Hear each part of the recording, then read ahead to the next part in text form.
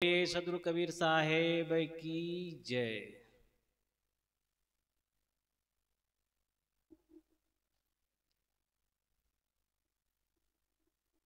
मंच पर विराजमान परम पूज्य श्री साहेब जी, अर्चनी वंदनी संत समाज, श्रद्धेय साध्वी समाज, सत्संग प्रेमी सज्जनों तथा भक्तिमती माताओं,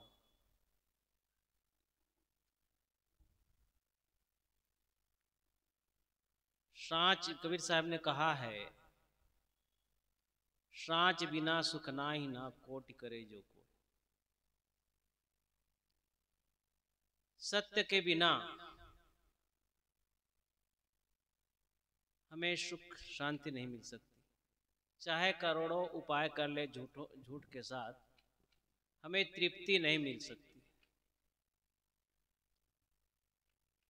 सत्य बोलना, सत्य का संग करना, सत्य का आचरण करना, इसी से हमें तृप्ति मिलती है। सत्य क्या है? सत्य का अर्थ है जो हमेशा बना रहे, जिसका कभी अंत नहीं हो सकता, विनाश नहीं हो सकता, वो सत्य है। सत्य जैसे अभी संसार है, ये संसार भी सत्य है, सदा रहने वाला है। जो अस्तित्व में है वो कभी भी शून्य में नहीं जा सकता, और जो शून्य है, अस्तित्व में नहीं है, वो चीज आ भी नहीं सकती। ये परम सत्य है। ये धर्म में बातें होती ही है। जो विज्ञान है ये भी मानता है कि सृष्टि में ना एक कण नया उत्पन्न किया जा सकता है और ना ही उसे जो है अस्तित्व में से नष्ट किया जा सकता है। ये सत्य है। इसका बोध होना और आध्यात्मिक दृष्टि से ये चैतन्य, ये सत्य है। मैं भी सत्य हूं, ये संसार भी सत्य है, पर इन दोनों में महत्ता किसकी है? ये मैं की है, चेतना की है, क्योंकि ये स्वयं को भी जानता है और पर को भी जानता है, इसलिए इसको परम सत्य कहा गया। उसका बोध होना और उसका संग होना। संग आदमी को कहीं न कहीं किसी न किसी का संग साथ लेना ही पड़ता है। अकेले का यहाँ कोई अस्तित्व में अकेले का कोई कार्यक्रम नहीं है। सबका अस्तित्व, इसीलिए किसी ने कहा ये अस्तित्व कैसा है? अस्तित्व सह अस्तित्वमय है। माने इस अस्तित्व में सब कुछ साथ साथ है, अकेला कुछ भी नहीं है। जड़ भी है, चैतन्य भी है और शून्य भी है। अस्तित्व में जो चीजें हैं तत्व के रूप में, वो तो है ही, साथ में शून्य भी है। और क्रिया का आधार शून्य को कहा गया। अगर ये शून्य न रहे तो क्रिया कहाँ होगी? इसलिए तत्व है, तत्व के साथ। और तत्व में अगर तत्व को, अणु परमाणुओं को तोड़ के देखा जाए तो उस अंतिम कण, हम जिसको परमाणु कह लें, उसमें भी शून्य का समावेश है। अगर शून्य नहीं होता तो इलेक्ट्रॉन प्रोटॉन गति कैसे करते? इसलिए शून्य और तत्व ये सब साथ साथ है। तो अस्तित्व में, अस्तित्व कैसा है? सहअस्तित्वमय है। इस सच्चाई को समझना। अगर इस सच्चाई को हम नहीं समझते हैं तो फिर कहीं कुछ का कुछ मान लेते हैं। जीवन में जानना और मानना दो चीजें होती है। जान करके हमें तृप्ति मिलती है और मान करके क्षणिक तृप्ति हो सकती है। किसी चीज को हम मान लेते हैं तो कुछ काल के लिए हमें संतुष्टि मिल जाती है, पर उसे तृप्ति नहीं मिल सकती है, क्योंकि माना हुआ में भ्रांति रहती है। जिस बात को हमने आंखों से देखा है या समझा है उसके लिए हम निर्भ्रांत हो जाते हैं, और जिस बात को, जिस चीज को हमने किसी से सुना है, हमने देखा नहीं, समझा नहीं, तो वो हमारे भीतर भ्रम पैदा करता है कि बात सही है कि गलत। कहीं न कहीं हमारे मन में ये होता ही, हम हिलते डुलते रहते हैं, स्थिर नहीं हो पाते हैं। जैसे समाज में बहुत सारी मान्यताएं चल रही है। कोई कहता है कहीं अलग कहीं लोक है, स्वर्ग लोक है जहाँ देवता निवास करते हैं, कहीं कोई ईश्वर है जो इस पूरे विश्व को संचालित करता है। तो बहुत सारी मान्यताएं हैं और उसको हमने समझा नहीं, देखा नहीं, हमने बस मान लिया कि कहीं ऐसा है, और उपासना पद्धति शुरू हो गई। हम बहुत सारी उपासना पद्धति का व्यवहार करते हैं तो वहां पर संदेह बना रहता है। और कबीर साहब ने तो कहा ही है, संशय सब जग खंडिया, संशय खंडे न कोय, और संशय खंडे सो जना जो शब्द विवेकी हो। संशय में आदमी पड़ा रहता है, एक तो आध्यात्मिक संशय और दूसरा व्यवहारिक संशय। आध्यात्मिक संशय क्या है? मैं शरीर से पृथक हूं कि मैं शरीर हूं, इस तरह से एक संशय है।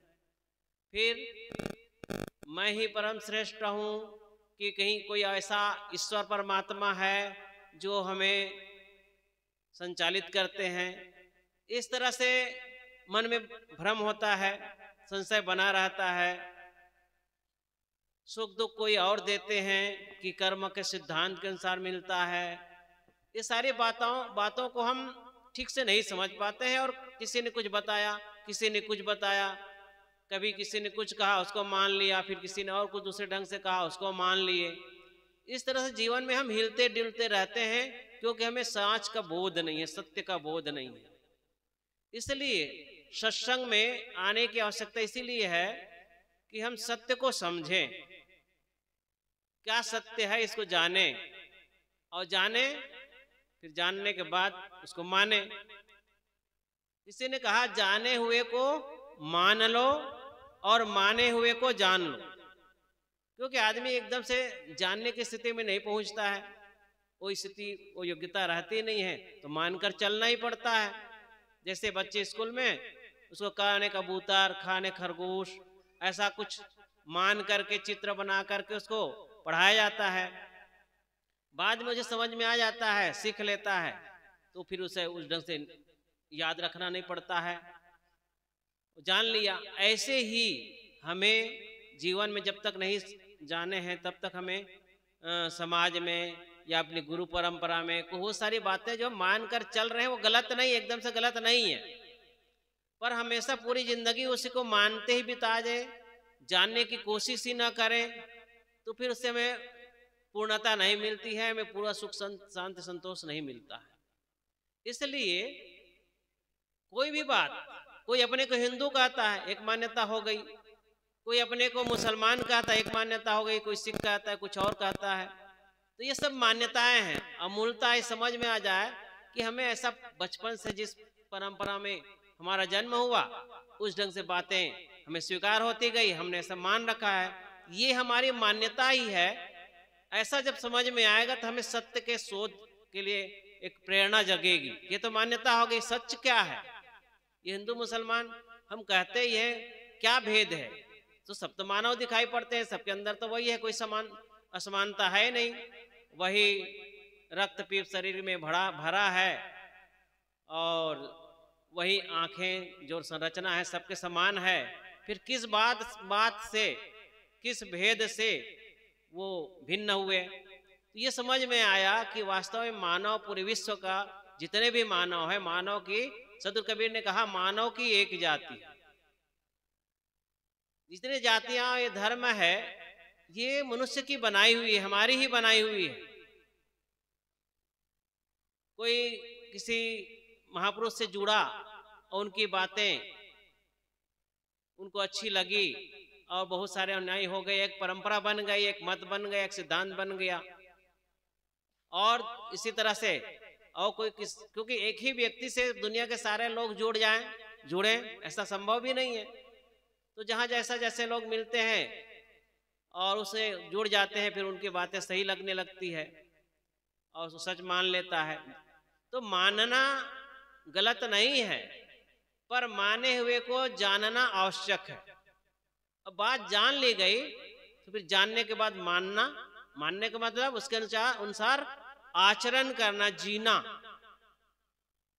ये होना चाहिए। तो सत्य बिना सुख नाई, न साच बिना सुख नाई, कोटि करे जो कोई। आप कितना भी कर लो, दुनिया का सब कुछ हासिल कर लो, सारी उपलब्धियां हासिल कर लो, पद प्रतिष्ठा धन और जितने भी संसारिक उपलब्धियां हैं हासिल कर लो, पर उससे आपको तृप्ति नहीं मिल सकती है। तृप्ति मिलेगी सत्य के बोध से, ज्ञान से। उसके बाद आपके पास थोड़ा है, जीवन गुजर के लिए आपके पास वस्तुओं के पर्याप्त है। आप टूटी खाट में भी आराम से सो सकते हो, टूटी झोपड़ी हो उसमें भी गुजर कर सकते हो। तो सामान्य जीवन गुजर की आवश्यकता तो चाहिए, ये नहीं कि एकदम हो आप कोई तकलीफ में जीना चाहेगा, अब ज्ञान हो गया तो मुझे अब तो कुछ नहीं चाहिए, ऐसी बात नहीं है। ज्ञान होने के बाद भी, ज्ञान होगा तो ही ये भी समझ में आएगा कि शरीर की रक्षा के लिए कुछ छाया की जरूरत है और आहार की जरूरत है। उसके लिए थोड़े श्रम से हो जाएगा। एक आदमी अनेक लोगों को पाल लेता है, एक बाप जो है कितने परिवार के कितने सदस्यों का भरण पोषण कर लेता है। तो मनुष्य के पास इतनी क्षमता है कि वो अपनी आवश्यकता से बहुत अधिक उपार्जन कर सकता है।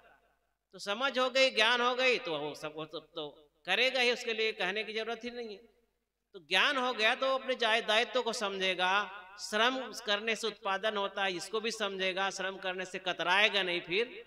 तो इस तरह से सत्य का बोध होने पर, सत्य का ज्ञान होने पर उनका सब कुछ वो अपना दायित्व समझ लेता है।